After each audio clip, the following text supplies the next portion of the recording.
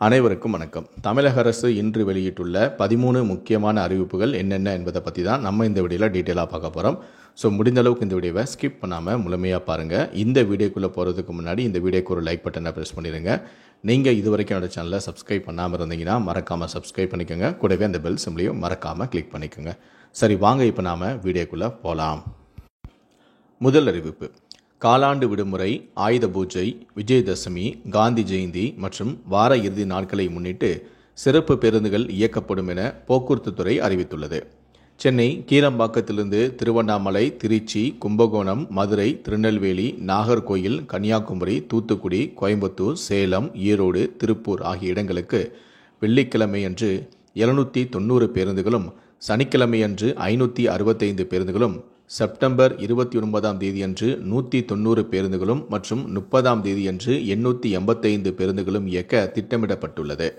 சென்னை கோயம்பேடிலிருந்து திருவண்ணாமலை, நாகை, வேளாங்கண்ணி, ஓசூர், பெங்களூர் ஆகிய இடங்களுக்கு நாளை மற்றும் நாளை மறுநாள் ஆகிய நாட்களில் 215 பேருந்துகளும், செப்டம்பர் 29ஆம் தேதி மற்றும் 30ஆம் தேதி ஆகிய நாட்களில் 185 பேருந்துகளும் மேற்கூறிய இடங்களிலிருந்தும் இயக்க திட்டமிடப்பட்டுள்ளது. மற்றும் பெங்களூர், திருப்பூர், ஈரோடு, கோயம்புத்தூர் ஆகிய இடங்களிலிருந்தும் பல்வேறு இடங்களுக்கு 300 சிறப்பு பேருந்துகளும் இயக்க திட்டமிடப்பட்டுள்ளது. மாதவரத்திலிருந்து நாளை மற்றும் நாளை மறுநாள் ஆகிய நாட்களில் 145 பேருந்துகளும், செப்டம்பர் 29ஆம் தேதி மற்றும் 30ஆம் தேதி ஆகிய தேதிகளில் 105 பேருந்துகளும் இயக்கப்படுகிறது. மேலும் சொந்த ஊர்களிலிருந்து சென்னை மற்றும் பெங்களூர் திரும்ப வசதியாக பயணிகளின் தேவைக்கு ஏற்ப அக்டோபர் 4ஆம் தேதி முதல் 5ஆம் தேதி வரை அனைத்து இடங்களிலிருந்தும் சிறப்பு பேருந்துகள் இயக்கிட திட்டமிடப்பட்டுள்ளது. இரண்டாவது அறிவிப்பு: ஒன்றிய அரசின் சரக்கு மற்றும் சேவை வரியில் ஏற்பட்டுள்ள சீர்திருத்தத்தால் மதுபானங்களின் விலையில் மாற்றம் ஏற்படும் சூழல் உருவாகக்கூடும் என அதிகாரிகள் தகவல் தெரிவித்துள்ளனர். தற்போது ஒன்றிய அரசு சீர்திருத்தியுள்ள ஜிஎஸ்டியில் சிகரெட் போல் 40% வரி விதிப்பின் கீழ் மதுபானம் வராவிட்டாலும் பாட்டில்கள், மூடிகள் மற்றும் லேபிள்களுக்கான ஜிஎஸ்டி வரி உயர்த்தப்பட்டுள்ளது. அதன்படி 12 முதல் 15% வரை இதற்கு முன்பு இருந்த வரி தற்போது 18% மாறியுள்ளது. அதேபோல போக்குவரத்து சேவைக்கான வரியும் 18% என்பதால் இது மதுபானங்களின் விலையில் உள்ளடக்கும் சூழல் உருவாகியுள்ளது. மூன்றாவது அறிவிப்பு: அரசு பள்ளிகளில் 6 முதல் 9ஆம் வகுப்பு மாணவர்களுக்கு மாவட்ட அளவிலான மன்ற போட்டிகளுக்கான வழிகாட்டு நெறிமுறைகளை பள்ளி கல்வித்துறை வெளியிட்டுள்ளது. அதன்படி மாவட்ட அளவிலான மன்ற போட்டிகள் அக்டோபர் 7 முதல் 9ஆம் தேதி வரை நடத்தப்பட உள்ளன. அதில் வெற்றி பெற்றவர்களின் விவரங்களை அக்டோபர் 10ஆம் தேதிக்குள் எமிஸ் தளத்தில் பதிவேற்றம் செய்ய வேண்டும் எனவும், போட்டிகளில் பங்கேற்கும் மாணவர்களின் பெற்றோரிடமிருந்து ஒப்புதல் கடிதம் கட்டாயமாக பெற வேண்டும் எனவும் கூறியுள்ளது. நான்காவது அறிவிப்பு: ரயில்வே ஊழியர்களுக்கு தீபாவளி போனஸாக 78 நாட்கள் சம்பளம் வழங்கப்படும் என ஒன்றிய அமைச்சரவை அறிவித்துள்ளது. இதன் மூலம் நாடு முழுவதும் 11 லட்சம் ரயில்வே ஊழியர்கள் பயனடைவார்கள். இந்த ஆண்டு ஒவ்வொரு ஊழியருக்கும் வழங்கப்படும் அதிகபட்ச போனஸ் ஆனது 17,951 இருக்கும். இதன் மூலம் அரசுக்கு 1,865 கோடி ரூபாய் செலவாகும். ஐந்தாவது அறிவிப்பு: சிபிஎஸ்இ வாரியத்தில் படிக்கும் 10 மற்றும் 12ஆம் வகுப்புக்கான பொதுத் தேர்வு தேதி அறிவிக்கப்பட்டுள்ளது.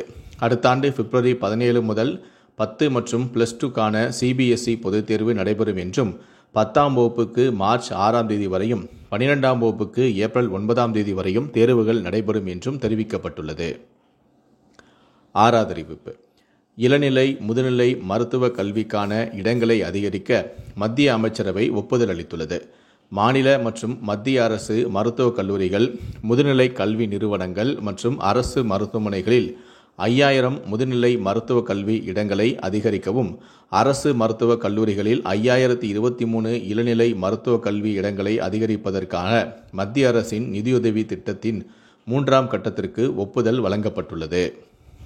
ஏழாவது அறிவிப்பு: உளுந்து, பச்சை பயிருக்கு குறைந்தபட்ச ஆதரவு விலையை தமிழ்நாடு அரசு நிர்ணயம் செய்துள்ளது. 1 கிலோ பச்சை பயிருக்கு 87 ரூபாயும், 1 குவிண்டாலுக்கு 8268 ரூபாயும் குறைந்தபட்ச ஆதரவு விலையாக நிர்ணயம் செய்யப்பட்டுள்ளது. உளுந்துக்கு 1 கிலோவுக்கு 78 ரூபாயும், 1 குவிண்டாலுக்கு 7800 ரூபாயும் குறைந்தபட்ச ஆதரவு விலையாக நிர்ணயம் செய்யப்பட்டுள்ளது. எட்டாவது அறிவிப்பு: சாலை பணிகளை வரும் அக்டோபர் 15ஆம் தேதிக்குள் முடிக்க வேண்டும் என தமிழ்நாடு அரசு உத்தரவிட்டுள்ளது. பருவமழை முன்னெச்சரிக்கை நடவடிக்கையாக சாலை பணிகளை முடிக்க தமிழ்நாடு அரசு உத்தரவிட்டது. வடகிழக்கு பருவமழை அக்டோபர் 2ஆம் வாரம் தொடங்கும் என வானிலை ஆய்வு மையம் கணித்துள்ள நிலையில் இந்த உத்தரவு பிறப்பிக்கப்பட்டது. 9வது அறிவிப்பு. வானிலை மையம் வெளியிட்டுள்ள அறிக்கையில், மேற்கு திசை காற்றின் வேக மாறுபாடு காரணமாக 24ஆம் தேதி மத்திய மியான்மர் கடலோர பகுதிகள் மற்றும் அதனை ஒட்டிய மத்திய கிழக்கு வங்கக்கடல் பகுதிகளில் நிலவிய வளிமண்டல மேலடுக்கு சுழற்சியானது 25ஆம் தேதி காலை மத்திய கிழக்கு மற்றும் அதனை ஒட்டிய வடகிழக்கு வங்கக்கடல் பகுதியில் நிலவுகிறது. இது மேற்கு திசையில் நகரக்கூடும். இதன் காரணமாக வடக்கு மற்றும் அதனை ஒட்டிய மத்திய வங்கக்கடல் பகுதிகளில் அடுத்த 12 மணி நேரத்தில் ஒரு காற்றழுத்த தாழ்வு பகுதி உருவாகக்கூடும்.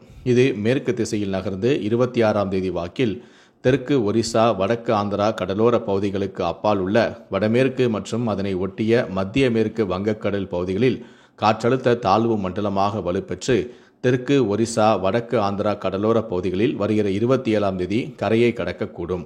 இதன் காரணமாக தமிழகத்தில் ஓரிரு இடங்களிலும் புதுச்சேரி மற்றும் காரைக்கால் பகுதிகளிலும் இன்று இடி மின்னலுடன் கூடிய லேசான முதல் மிதமான மழை பெய்யக்கூடும். கோயம்புத்தூர் மாவட்டத்தின் மலைப்பகுதிகள், நீலகிரி, தேனி மற்றும் தென்காசி மாவட்டங்களில் ஓரிரு இடங்களிலும் கனமழை பெய்ய வாய்ப்புள்ளது. 10வது அறிவிப்பு.